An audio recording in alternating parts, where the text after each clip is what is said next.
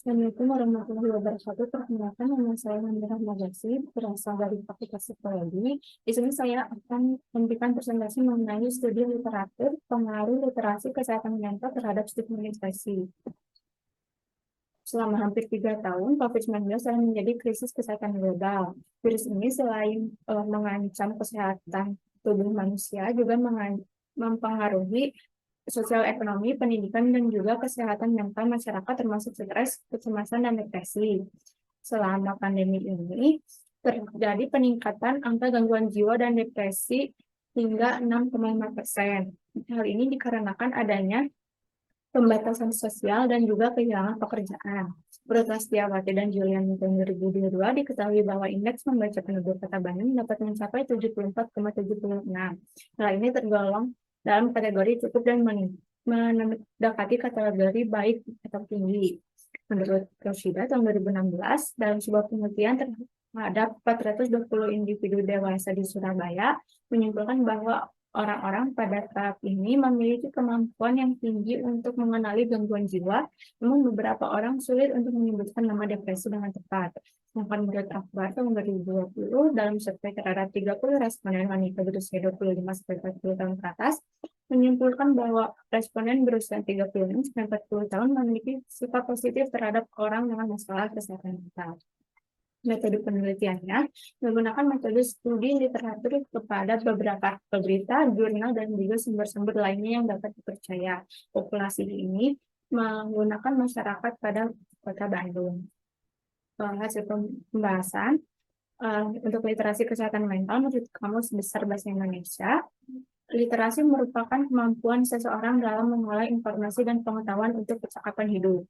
Sedangkan menurut John tahun 2000, terdapat 6 komponen yang ada dalam suatu literasi kesehatan mental, yaitu pengetahuan yang memungkinkan seseorang untuk mengidentifikasi gangguan tertentu, mengenai penyebab dan faktor resiko, pengetahuan dan keyakinan mengenai pilihan self-help, mengenai bantuan profesional, sikap yang dapat mempengaruhi pencarian bantuan, dan juga mengenai informasi kesehatan mental. Menurut Setiawati dan Juliani tahun 2022, angka literasi penduduk Kota Bandung dapat mencapai 74,76 dan nilai ini berada kategori cukup dan mendekati kategori baik atau tinggi. Sedangkan untuk stigma depresi, menurut Gottman tahun 1963 menjelaskan bahwa stigma adalah tanda atau sifat yang menunjukkan bahwa pemiliknya akan membawa sesuatu yang buruk dan karenanya dinilai lebih rendah dari orang normal.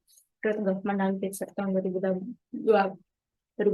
menjelaskan bahwa terdapat beberapa penyebab terjadinya stigma, yaitu adanya ketakutan, ketidakmenarikan, kegelisahan, asosiasi, kebijakan atau peraturan, dan kurangnya rahasia dalam masyarakat. Menurut Corrigan tahun 2018 terdapat 4 jenis stigma, yaitu stigma publik, stigma diri, label penghindaran, dan stigma struktural. Menurut Akbar tahun 2020, dalam survei terhadap 70 responden wanita berusia 25 hingga 40 tahun ke atas, menyimpulkan bahwa responden berusia 36 hingga 40 tahun memiliki sikap positif terhadap orang dengan gangguan jiwa.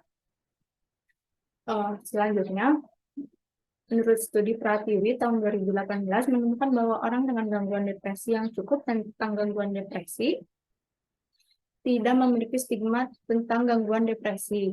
Sedangkan studi oleh Tai dan Nguyen tahun 2018 menemukan bahwa siswa sekolah Vietnam didorong untuk belajar tentang gejala depresi, mencari bantuan yang tepat dan dukungan terkait, dan juga memberikan pertolongan pertama kepada orang-orang dengan depresi.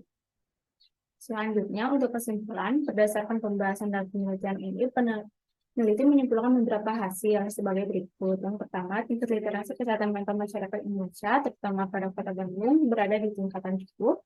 Yang kedua, tingkat literasi kesehatan mental pada mahasiswa cukup tinggi. Yang ketiga, penyebaran literasi kesehatan mental pada masyarakat mudah diakses melalui sosial media dan juga internet. Sedangkan membaca pada sosial media memiliki tingkat literasi kesehatan mental yang cukup tinggi. Yang keempat, masyarakat umum masih memiliki tingkat stigma yang tinggi pada gangguan jiwa dan juga depresi. Yang kelima, terdapat temuan bahwa orang dengan pengetahuan yang cukup mengenai gangguan depresi cenderung tidak memiliki stigma gangguan depresi. Yang keenam, untuk mengurangi stigma negatif terhadap gangguan jiwa pada masyarakat, Yang dapat dilakukan adalah meningkatkan literasi kesehatan mental di masyarakat, terutama pada kalangan usia produktif. Sekian presentasi dari saya. Wassalamualaikum warahmatullahi wabarakatuh.